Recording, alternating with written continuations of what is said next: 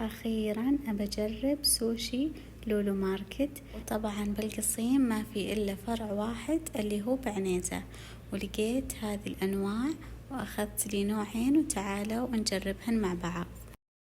وهذا أول نوع أخذته لأن شكله مرة حمسني، ويجي كريسبي من برا مقلي وعليه صوصات وفي أفوكادو، وأحلى شي فيه إنه ما في أسماك نية، طعمه مرة لذيذ وأعطيه 10/10. وهذا النوع الثاني اللي أخذته يجي رز مع صوص ومخلل أو شي زي كذا، مرة حار ما قدرت أجربه. والسوشي رز وكراب، طعمه مرة حلو بس يجي نوع واحد. الرز مرة ناشف بس طعمه حلو، وجربته مع الصويا صوص طعمه مرة حلو، أعطى نكهة حلوة وقوية للسوشي، بس تقريبا الأول هو الأحلى.